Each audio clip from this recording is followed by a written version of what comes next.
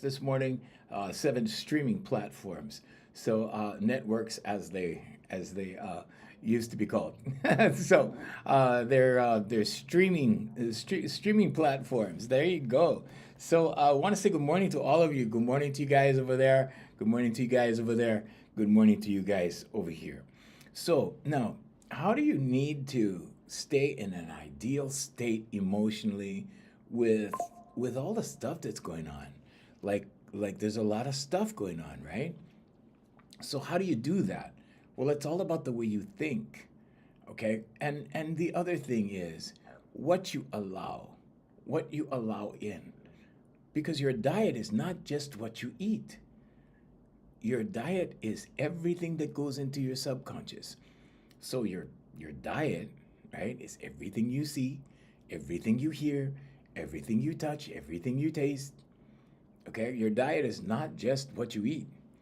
Okay, when you start looking at it that way, and when you start considering that everything is energy. Good morning, Jay. When you start considering that everything is energy, now it takes on a whole new perspective. Okay, now you can look at life in a whole new way. Okay, and why is this important? It's important because no matter what's going on out here, the integrity of this in here, whatever you call this a soul, a spirit, what do you call this? Energy, what do you call it? Okay, there's a separation between the body and the spirit. Okay, now, I know that a lot of religious people talk to me all the time and they say, well, no, that's not it. That's not it at all. A manifestation is a witchcraft. It's, it's shady. It's evil. And I'm like, really? No, it's your subconscious. There is only the conscious, subconscious, and superconscious. Now, the superconscious, they call God, or they call source, or infinite intelligence, or you can have certain people that you worship and put their name in that category. Okay, but that's what that is. And Jesus Christ was the last one to tell us the kingdom is in here. Okay, Jesus taught us that the kingdom was in here. Was Jesus teaching us to defy everything out here? No, not at all. He was against the money changers and all of that. You've read the stories, you've heard the stories. But what he was really doing was saying, hey, you guys, if you want something, don't rely on the system out here. Don't rely on the Romans out here. Don't rely on the temples. Don't rely on the churches. Jesus Christ was against religion. He said, the kingdom is in here. What are you guys doing? You guys are setting up all of these false pretenses, all of these false entities. The kingdom is in here. It's not in the church. It's not in the synagogue. It's not in the temple. The temple is here. The kingdom is in here. That's what he was telling us. Jesus Christ was the first rebel. He was he wasn't the first rebel, but in the last 2,000 years, he was the one that we remember the most. Because he went against the system. So how do you thrive within a system? Well, you thrive by looking in here. You search in here. You have power that you are unaware of. You can speak things into existence. But you do it through your subconscious. Whatever the topic is in your subconscious is going to be addressed by the superconscious. Let's say it another way. Whatever you're working on in your subconscious gets help from the superconscious. So what does that mean? Well, maybe the idea is I want to go to medical school. And now the subconscious gives you intuitive thought regarding medical school. Maybe the intuitive thought is I should check into this college or that college, or I should try for a scholarship for this program or that program. Or maybe the government is giving me, maybe the government has a scholarship for this or that, for this course, that college, this college. These are ideas. These are intuitive ideas that come to you from the superconscious that are all relative to whatever you put in your subconscious. So when you hear somebody talk about manifestation, It's not magic in the magic sense. But you are magic in every sense because you're a human being. You can achieve anything. Anything. So this guy, he was being a wise guy, right? He told me, he said, well, I'm in my 50s. I guess astronaut is out of the question.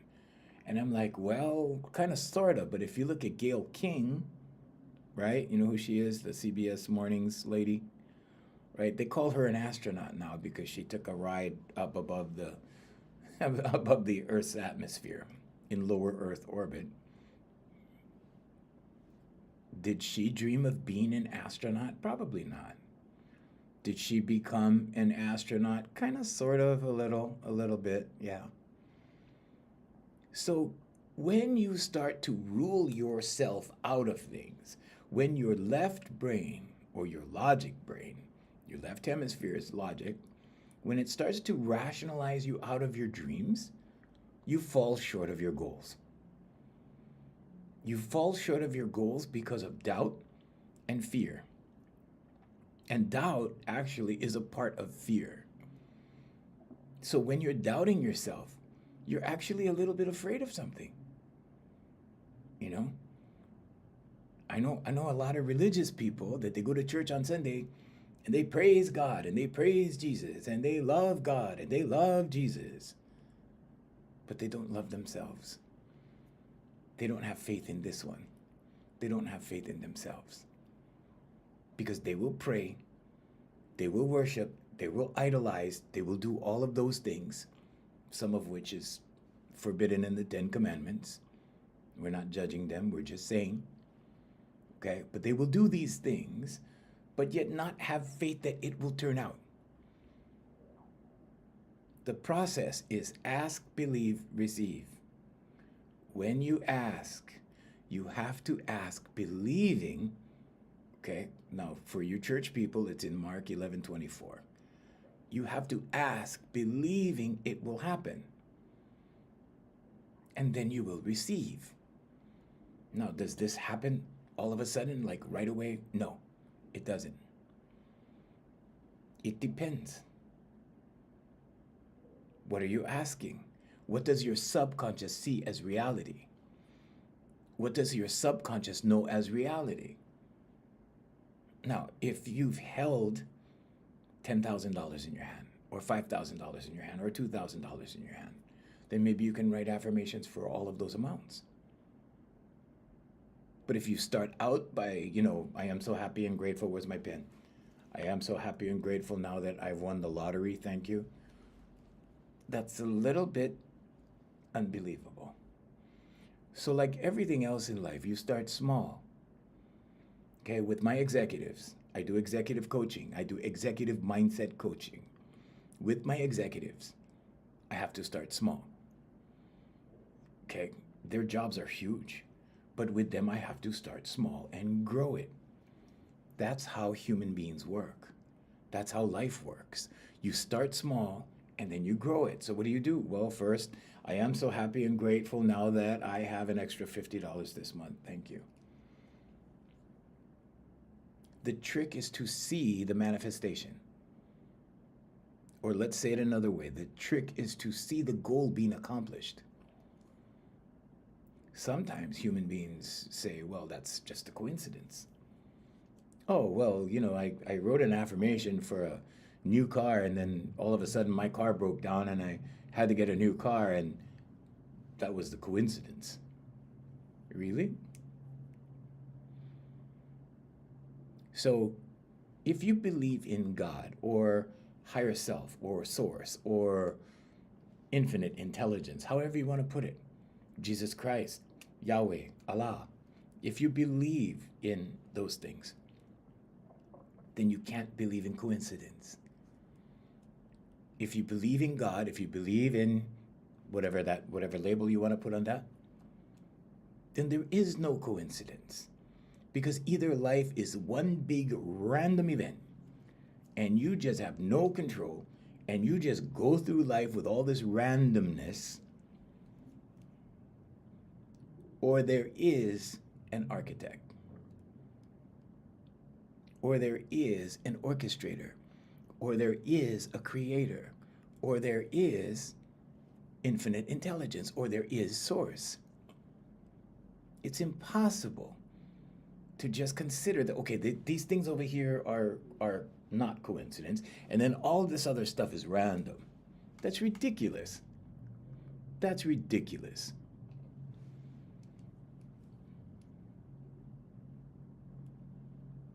I know so many religious people that will dismiss what they want to dismiss as coincidence, and then the other part is, oh, this is from God. This is random over here. This was just a coincidence. But then this was God over here. And then I know some religious people that everything is from God and nothing is a coincidence. And I tend to believe those people more, because you cannot pick and choose. If you're going to say, okay, and I'm talking mindset now, this is mindset coaching. If you're going to say that, here's a 50 percentile. If you're going to say that this over here represents randomness and this over here represents blessings or God or higher infinite self or higher self or infinite intelligence, all of that, right? And you're going to say that, okay, so part of my life is organized and part of my life is according to God, and then this other stuff just happens random. That means that when something happens that's not to your liking, oh, the devil did that. Oh, this was random. Oh, this just kind of happened. No, you have to take responsibility for it. So it's either one or the other. Which is it? Well, these things happened over here, or Satan did that, or the devil did that, or that, over here, right? And I'm not gonna be held accountable for these bad things that happened, because that was the devil over here. But all these good things that was from God. No. These things over here that happened that were bad happened because of what you projected out. Life happens for you. Life does not happen to you. Is there dark energy and light energy? Of course there is. The Indian philosopher, Shanakwa, said your feelings are your God. And there is an energy that when you project your feelings upon it, it will return it to you in kind. That means if you're angry and you project anger out, you get anger back. You project dark energy out, you get dark energy back. It works the same way with happiness. It works the same way with love. It works the same way with gratitude, with joy, with excitement. It works the same way. You get that back. But because we're human beings, and because we experience a variety of emotions in a single day, it's not always easy to control. When you control your thoughts, you control your emotions, because thoughts control emotions. Some people tell me, well, it's very difficult to control my thoughts because when I see something, I naturally think about it. Then when I think about it, I start to feel about it. And then you see? First you think about it, then you start to feel about it, and then you're all about it. And now you've gotten tangled up in this web. What web am I talking about? Well, thinking and then feeling it and then experiencing it, because that's what happens. And when you start to experience it, it's not always good. It's not always bad, right? Sometimes it's good. You're happy, money comes in, you go shopping, you bring home new stuff, you're happy, and then one thing happens, and then you get that thought, then you get that feeling, then you identify with that feeling. And then it becomes a bond. Why? Because now you're in that feeling. You are attached to that feeling. What's the alternative? To become the observer.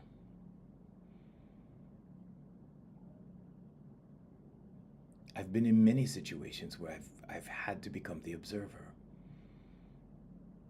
People just like going off, like right in front of me. And I have to turn the switch, flip the switch, whatever you want to call it. I had to switch from participant to observer, from participant in the conversation to observer of the conversation. And when you can become the observer, you're no longer engaged. Okay, you're no longer engaged. So engagement is when you join. If you look at it energetically, okay, energetically, when you join, you are a part of it. You don't have to be a part of drama unless you join with it. How does that happen? Well, one comment is made, you address the comment. Now you're energetically joined until you stop, until you disengage. So how do you disengage if somebody's getting the best of you? It doesn't matter. It doesn't matter. Who's keeping score? You? The other person? Who's keeping score? Right? So you can become the observer. There is only the conscious, subconscious, and superconscious. When you can observe an emotion and allow it to pass, it takes 90 seconds, by the way. 90 seconds. 90 seconds of restraint. 90 seconds of, well, I don't think I'm going to act on this. And you can allow it to pass. If you get an idea or an urge, or I want to do this, or I want to eat that, or I want to, whatever it is, 90 seconds. Count to 90. It will leave you. Now, how do you get this skill down really good so you can just do it like that?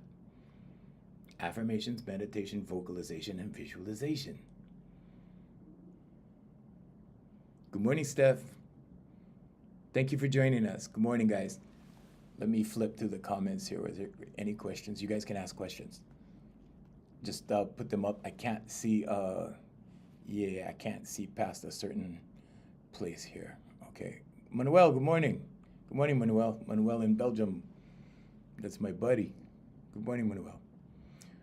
So, when you can observe a thought and allow it to pass, you can also observe an emotion and allow it to pass. How do you do that? You become the observer. Pretend that you are a video camera, just observing things. Maybe you can imagine that. Maybe you cannot. I don't know. Try. The next time somebody argues with you, okay, this works very well for men, by the way, because when a man argues with a female, subconsciously, that's female behavior.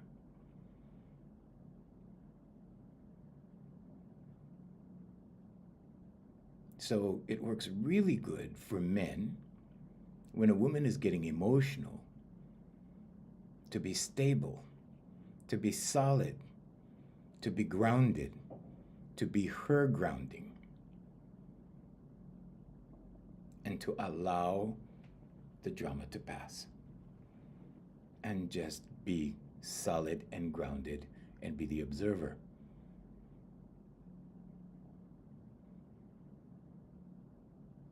Meditation is ideal for this because it allows you to practice. It allows you to practice. So when you meditate, what do? Like, do you say words you don't understand? But no, not at all. Not at all. Just be still for 5 minutes. Can you do that? So what I do is I have my phone, and it's already pre-selected when I put timer in here. Timer. When my timer shows up, it's 10 minutes. It's 10 minutes. It's 10 minutes. There you go, 10 minutes. I just pull up my timer and I press the button. 10 minutes. When I started, it was 5 minutes. Years and years and years and years ago, 2007, it was 5 minutes. I think the first week, I couldn't do 5 minutes because there was so much stimulus in my life. I was operating several companies, and not only that, the things that I had to do, I had to think. Okay. So my executives that I teach really have to get used to this because they're thinkers. That's what they do. They think. They think for a living. They problem solve for a living. When you think for a living, overthinking is a natural thing to do. All of my overthinkers, all of them, they're all my professionals. They're all overthinkers. Some of them have been with me now for about a little over 4 years. They don't overthink anymore. They only think when they choose to. And they have the switch to turn it off. But first, it starts with 5 minutes. If you can do 5, you can do 8, and then you can do 10. You don't need to do more than 10. I always tell people, if you're doing more than 10 minutes of meditation, you're doing half an hour, 45 minutes, 2 hours, you're showing off. You don't need it. You just need 10. 10 is practical. If you want to do a half hour, fine. If you have that kind of time, fine. My executives don't have that kind of time. But 10 minutes is bare minimum. And 10 minutes is good for the average person. What happens in that stillness? Mindfulness. Why is mindfulness good? Why is stillness good? Because then you can practice becoming the observer. Because then you can ask. Because the kingdom is within. The kingdom is in here. And when you are still and you close your distractors, these are your distractors. They distract you into everything. Energetically, they attach you to everything you look at on the energetic level. Now, some of you may not be familiar. Some of you may be going, what? I get attached to everything I see? Yeah, like when you see that hot car go down the street, and you go, wow, I like that car. And now you are attached to the car. And now you look up the car online. You go, wow, yeah, that's a nice car. Pretty soon you start seeing the car. Your reticular activating system in your brainstem goes, oh, that car? I'll show you more of that car, because we will filter out everything else. So your reticular activating system starts filtering out all the other cars. You still see other cars on the road, but guess what? Now that you focused on that car, it shows you more of those cars. And pretty soon you see a blue one, or another red one, and then another red one, then another red one, then another blue one. Pretty soon you go, wow, I did not know there were those many of that model cars like around. I never saw these many before. It's your reticular activating system. You're a human being. You're the finest creation on the planet. And you're wondering why it's happening to you. Now you're attached to that car. What attached you to the car? Your distractors. You have eyes, so you seek out there. But the kingdom is in here. Does this work for manifestation? Absolutely. This is how you manifest. Now you think about that car. Your reticular activating system says, okay, that car, okay. Your subconscious starts to show you proof of that car. Your subconscious, right, is where you store your beliefs. And a belief is a thought you keep thinking. And now you see synchronicities if you are aware enough. If you're aware enough, you start seeing the synchronicities. What are synchronicities? Well, you're standing on the sidewalk, right? This is a hypothetical. You're standing on the sidewalk. You're talking to your best friend, and you're saying, oh, this weekend we're going to go out for a steak dinner at a steakhouse. And then you see a meat truck drive by with a picture of a cow on it. If you're aware, you put it together instantaneously and you go, yep, there it is. I just spoke it. There's a confirmation. Some people believe in angel numbers, 333, 1111, those things. But it's what you speak into your subconscious that becomes a belief. A belief is a thought you keep thinking. So when you think that belief, guess what happens? It starts to manifest in your world. It starts to show up in your world through your reticular activating system, through the superconscious. And the superconscious now starts to affirm these things. It starts to give you intuitive thought concerning what it is that you believe.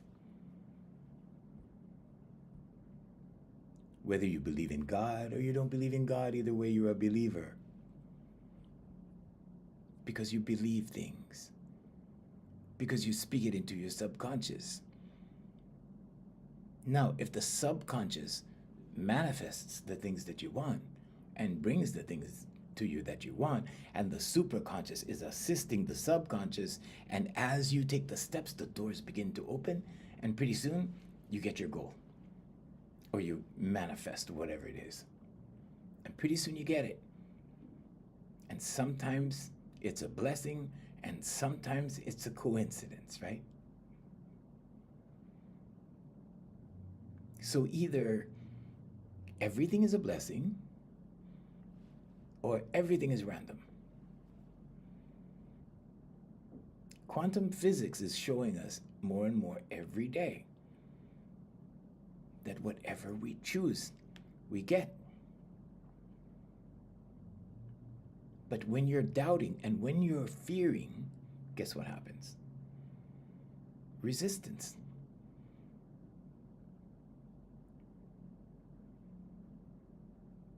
So you get that idea, well, maybe I should join a gym to work out. And your left brain, your left reptilian logic side of your brain, starts going, well, yeah, the last time you joined the gym, right? You hardly showed up. Remember the last time you joined the gym and you just did the month of January because it was going to be a new you, and then you stopped going and then you wasted the membership. Remember that? Okay? That's your left brain. It will rationalize you out of your dreams. So what's the solution? Affirmations, meditation, vocalization, and visualization. Why? Because the subconscious learns in repetition. And because you pronounce things upon yourself. Negative self-talk, right? All those things I just went through with the left brain. Negative self-talk. Because you remember, a lot of people think they have bad memories. They don't have bad memories. They just get distracted. Your subconscious remembers everything. It's a culmination of all of your senses. It's not a state of mind. It's a state of awareness, but it's not a state of mind. Your subconscious is not a mindset. If you want to look at it like a computer kind of thing, like in computer language, the frontal lobe of your brain, where you process all of your thoughts. That's your operating system. Your subconscious is the hard drive where the programs are stored. So you store your programs into the subconscious.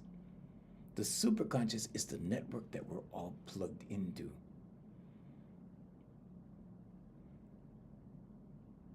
So when you pronounce something upon yourself, I'm stupid, or you know how dumb I am, or I'm not good at that. You are pronouncing these things into your subconscious. What happens? Well, you start to get a negative complex. What does that lead to? Low self-esteem. The majority of my clients are women. The majority of my clients are women because they want to fix things. And they do.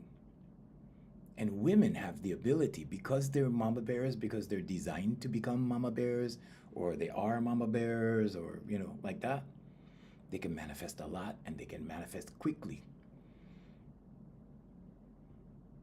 Because they can multitask easier than men. Men can multitask. Most of us give up. We like to focus on that one thing, and we focus on it really good, really hard for a long period of time. But women can multitask. They can think of 2 or 3 things. They can feel excited about 2 or 3 things. They can project that energy upon the greater energy that is God, that is also in here. And it starts to return it to them in kind. So if they're enthusiastic about these things, guess what comes back? Good stuff. Guess what happens? Positive manifestation. More money, more good times, more good feelings, more good this, good that, good, more good. And then what happens? Well, then pretty soon the law of averages, right? A bad thing happens. And a bad thought normally brings a bad feeling. And that bad feeling, okay, if you engage, okay, if you own it, right? If you're all about it, it starts leading to the negative spiral. Because that one negative feeling leads to another, leads to another, leads to another, because you're thinking. And you start to think of all the what ifs. What if this happens? What if that happens? What if this happens? What if that happens? And all the what ifs are rooted in fear. The negative what ifs are rooted in fear. Most people don't go around going, what if more money shows up? What if I get a new job today? What if I get a new car today? Most people don't do that. Most people think of what they don't want versus what they do want. And when you do that, you put up the resistance shield. And it's like this, and your blessings are trying to come to you like this, but it can't, because there's doubt and fear here, resisting. But when this comes down, now the blessings come. So when you doubt yourself, or when you doubt a process or the process, or whatever it is, or when you doubt the system or whatever it is, you're just delaying that. You're delaying your goodness. Your goodness will come to you. But that's what the meditation part is for. That's what the stillness is for. That's what the mindfulness is for. Affirmations, meditation, vocalization, visualization. Now the vocalization, what is that for? You have to speak it.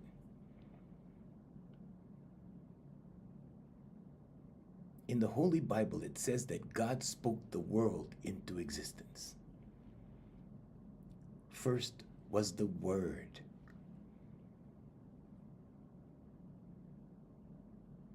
You can speak things into existence. If you can pronounce negativity upon yourself in the form of, I can't do that. I'm not good at that. I suck at that. I hate that. You see? Your subconscious is always listening, and your subconscious begins to absorb it. And a belief is a thought you keep thinking. And your subconscious will receive a belief from what you keep speaking, because your subconscious is always listening. Then what happens? Then it becomes a belief. I'm not good at that. I suck at this. I can't do this. Yesterday I had a client and she was telling me, she was telling me, I feel so defeated because, right? And I said, wait, back up. What did you first say? She said, I feel so defeated. I go, there you go. You're putting that into your subconscious. I feel so defeated. What happens to your self-esteem when you do that? It goes down. It goes like that. So you need to identify these things and then say the opposite. I feel so empowered. I feel good. I feel great. If you say those things more than you say, I feel defeated, or I have so much drama, or there's always drama, there's always drama in my life, those things. And if you want to clear those things, I'm sorry, please forgive me, thank you, I love you. Erase.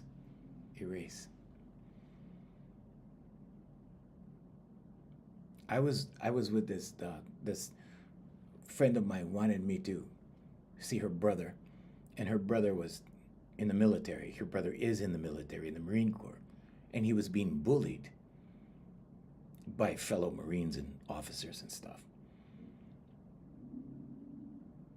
And so they said, well, maybe you can talk to my brother and maybe you can help my brother. But there was so much negativity there. There was so much, and what I'm talking about is inattitude, okay? Because you have to understand something.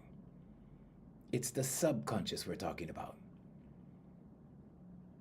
There was so much negativity projected onto his subconscious. He was bullied so much. So when you get bullied, you think of these things. And pretty soon you think, wow, there's a reason why I'm being bullied. And you start thinking about this. And pretty soon you start thinking it's you. And this cements it into your subconscious. What happens when that happens? Your subconscious will start to show you evidence of it. Then what happens? Well, negative self-talk is happening by that time. And it is just becoming a belief in your subconscious. Good morning, Garrett. Good morning. And he was just so full of negativity. There was no talking to him. Nothing I would say would make a difference. I explained the whole process to him. I explained everything to him. It did not make sense to him. But you know what? It did not make sense to me either when I was in my 20s either. He's in his 20s. It didn't make sense to me when I was in my 20s at all. My uncle was explaining it to me. He was, he went to seminars, he did all that stuff, and, but he was explaining it to me. It didn't work on me either. And so I decided not to help him. I decided not to work with him. And I hate to do that. But here's the thing. When you become a victim and you start participating in victim mentality, it gets ingrained in your subconscious.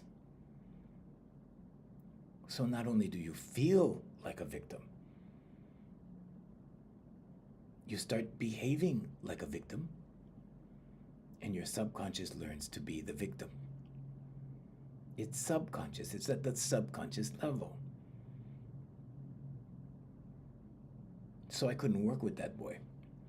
And he's still being bullied by people in the Marine Corps. I feel really bad. I feel really bad that I wasn't, there was no way to talk to him. I had another client just recently, a 17-year-old boy. I was very successful with him. I woke him up. When I first got to him, I worked with him for about, I think, 4 or 5 months. When I first got to him, he was very closed. He was like this, very fearful, okay? And he would strike out at his parents. Because that's what you do when you're scared. You strike out. If you corner an animal, you corner a dog, you corner somebody, they will strike out. So I start working with him with the vocalization process. And pretty soon he starts to wake up. Pretty soon his awareness starts to raise. Pretty soon he sees his parents and what they're doing for what it is. And he starts to wake up because his awareness is now higher, greater, bigger, and he can see. And as he starts to see, he starts to speak, because now he's not afraid, because you go like this from here.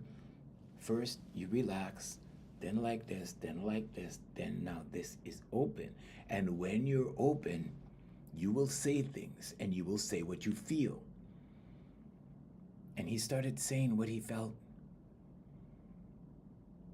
And he started opening up.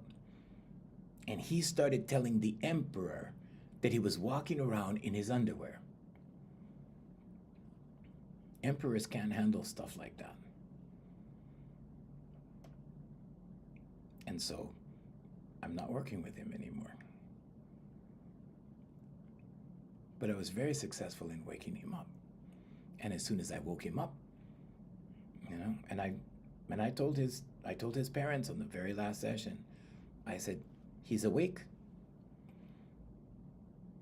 His awareness, he has a greater sense of awareness now. He's not afraid, he's confident. So now it's up to them.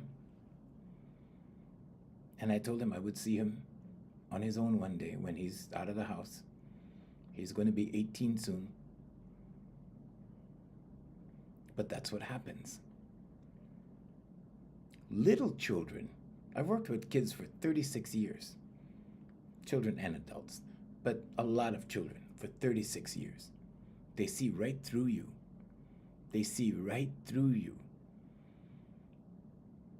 You can scare them enough.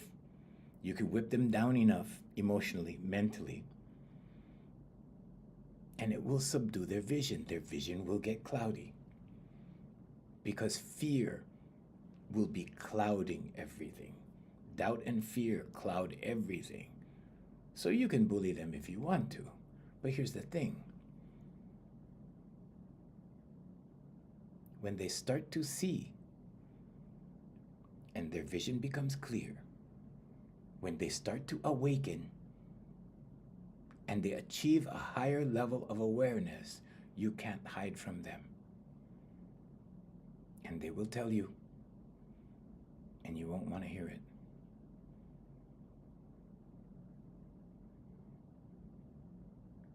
And this works with everyone. There's in my book, there's a story in my book, The Universal Law of Attraction and Singing. This is about the vocalization process and how it wakes people up and how it raises awareness. And you tune a human being the same way you tune an instrument, through their voice. Energy, frequency, vibration, and velocity. Nikola Tesla's keys to the universe: energy, frequency, vibration. And then we use velocity, strength, because your throat chakra has to open. After your throat chakra, the heart chakra opens.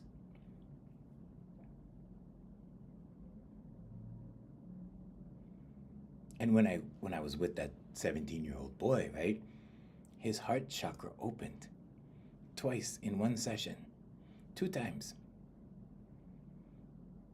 And then the truth started coming out. Ooh, ouch. The truth hurts sometimes. When I was young, I was told, you're going to be a bad reflection on your parents. Okay, that's not true. You are a reflection of your parents because you are of both of them. That's the truth. You're a carbon copy of parts of both of them. So just remember that your children are your mirrors, and they will mirror back to you things that you don't like. And the reason you don't like it is because it exists in here. And one of the stories that, like my 17-year-old, one of the stories in here is about a adult woman, full-grown woman, and she was married. And she came to me because her 4-year-old daughter needed confidence. And when she saw what I did with her 4-year-old, she goes, wow, this is amazing. Does this work with everybody? And I said, yeah. She goes, can I try? And I said, sure. And her story's in here. And if you're watching the live today, you get my book for free, a PDF copy. Just shoot me your email. Either message me or DM me or whatever platform you're on. Send me your email. I'll send you a free book. I'm not going to sell you anything. I don't need you as a client. Don't worry. I'm not here trying to push my book on you or anything. You get it for free. Okay. It's on Amazon. It still sells. It's still selling. It's been selling for years. So she said, can I try it? And I'm like, yeah, sure. And I did the process with her. Plus, I described everything I'm describing to you in the live. I described to her.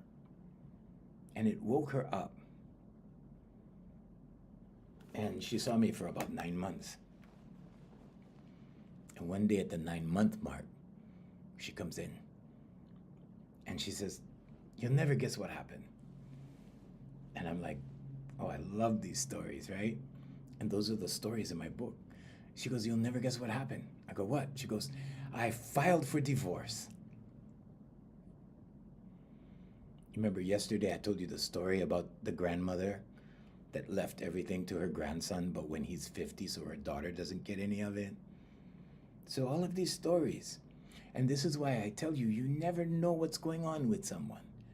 You never know what's going on with someone's life, in someone's world.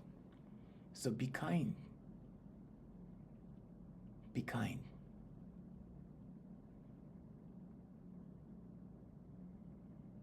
I hear so many stories like this. You know, so human beings to me are like presents. You never know what's inside until you open them up. Okay? Open them up like this, like that. I don't life coach like a regular life coach. I do it a little bit differently. I don't teach voice like a voice teacher at all. Not at all. I don't teach music. It's physiology and psychology. That's what I teach.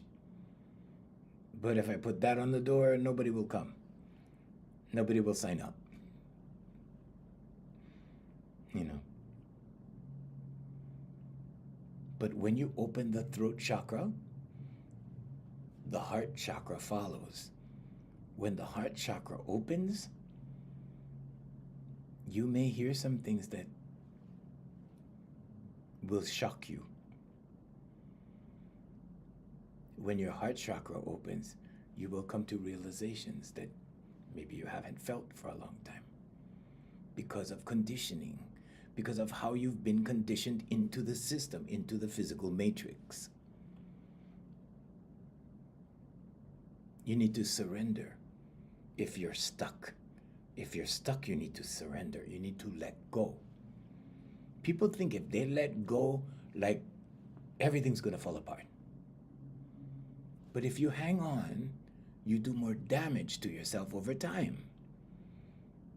You go through more drama. You know, it's like holding on to a rope of a runaway horse. And the horse is dragging you on the ground, but you won't let go of the rope. And you're getting skinned up, but you won't let go. It's kind of like that. So you need to let go. You need to allow. It has nothing to do with forcing anything. It has nothing to do with, okay, I have to push through this. No, you don't push. You surrender. The kingdom is within. The kingdom is in here. You hold the keys to the kingdom.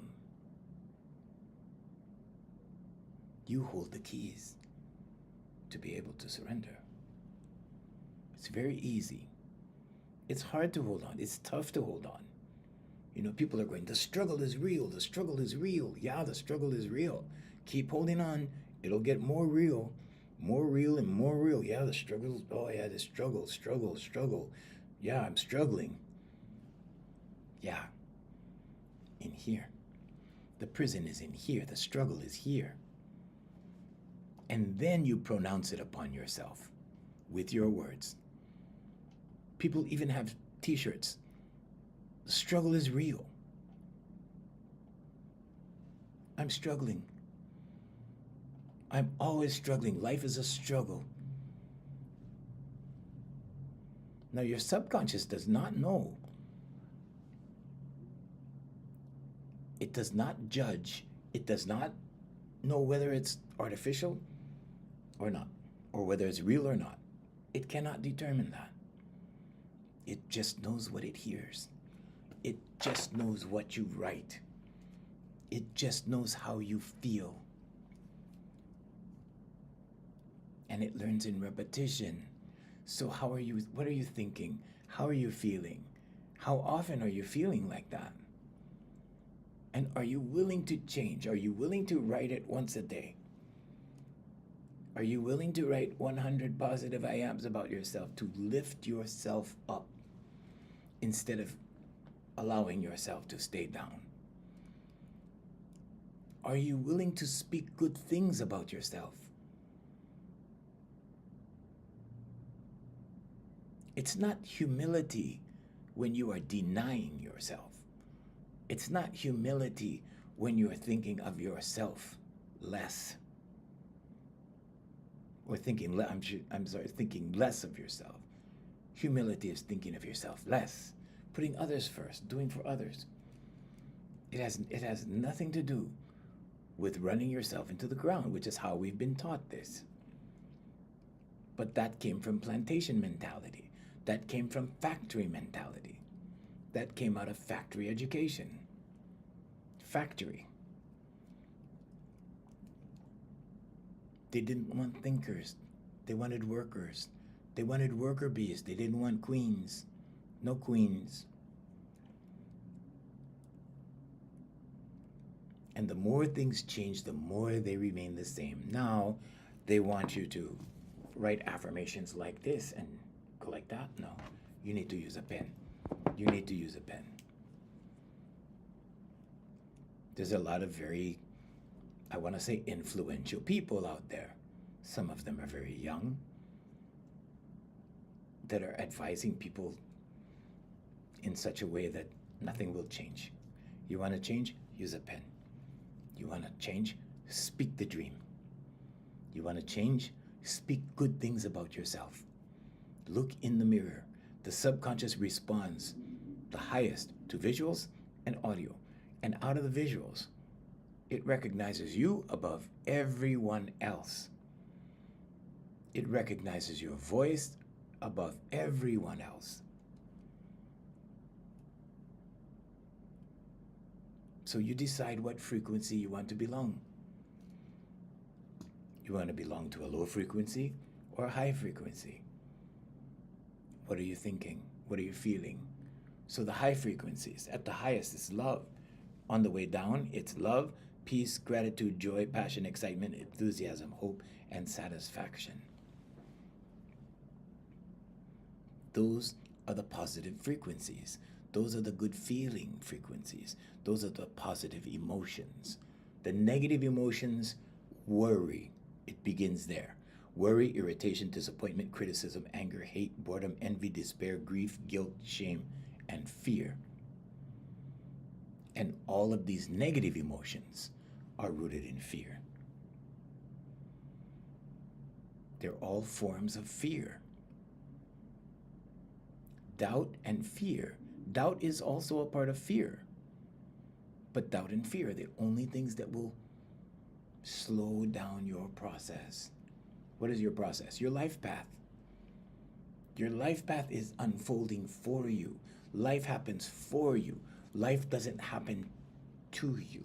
Life doesn't happen like this. If you think that life is happening like this, you become a victim. Life happens like this. It folds from it. It all comes from within. It unfolds like this unfolds. When you have doubt and fear, it slows down. Enough fear and it will stop. It will freeze. You know, like when you can't move, when you can't make a decision, when you're stuck. When you get unstuck, what happens? Things start unfolding again. Things get good again. Love comes back again. Money comes back again. Everything's good again. We all fear. We fear for a reason. Fear is necessary in our lives. It's a warning system. But when you're constantly fearing, you're unfolding like this instead of like this. The flow becomes stagnant. It becomes like that. You want a visual? There you go. Like that. Sometimes it goes and then, freeze up again. Doubt and fear. There are many entities out there that want to keep you in fear. They want to keep you doubting. They want to keep you fearing. If you do that, you can push someone off of their life path very easily. Just keep them in doubt, keep them in fear. Is your religion making you fear? Change your religion.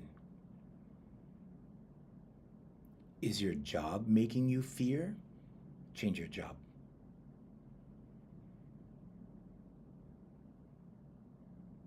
Whatever is making you fearful, you need to avoid it. Avoid anything that's making you fearful.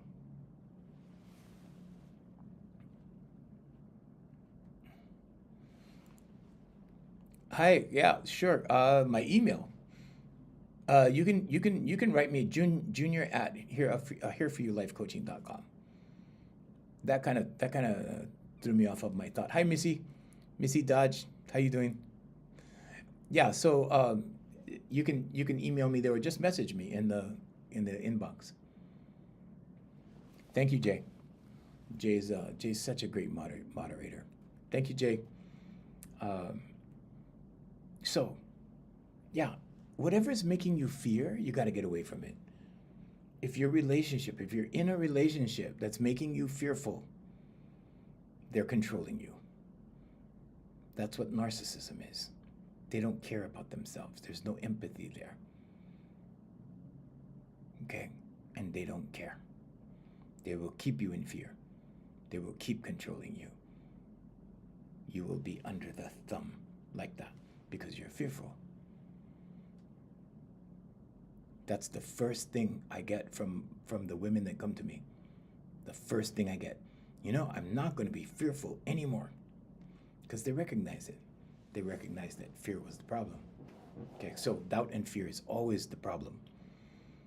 Think about the frequencies. If you need a chart like that, email me, junior@hereforyouLifeCoaching.com. I'm not here to sell you anything, but you get the book free. You get this book free. Okay, I gotta go. Jay is telling me, see you tomorrow, and she's giving me the wave, I think. So Jay, you can actually send her my email. Thank you very much. So we have to, I have to get back to clients, and I have to wrap up our international stream. So thank you, and aloha from Hawaii. We'll see you tomorrow at 7 a.m. Hawaii time, Pacific Standard Time, I think, Hawaii time. Yeah, look it up, but we'll be here at 7 a.m.